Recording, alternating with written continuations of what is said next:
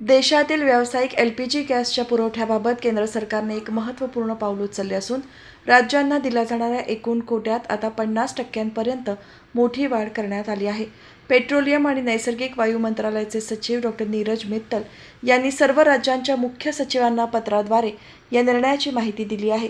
या निर्णयाची अंमलबजावणी राज्य शासनाच्या सूचनेनुसार करण्यात येईल, अशी माहिती जिल्हाधिकारी किशन जावळे यांनी दिली आहे. या नव्या धोरणानुसार राज्यांना यापूर्वी मिळणाऱ्या 20% आणि त्यानंतर सुधारणांच्या आधारे वाढवण्यात आलेल्या 10% कोट्याव्यतिरिक्त आता अतिरिक्त 20% कोटा मंजूर करण्यात आला आहे. यामुळे व्यावसायिक LPGचा एकूण पुरवठा आता संकटपूर्व काळातील पातळीच्या 50%वर पोहोचला आहे.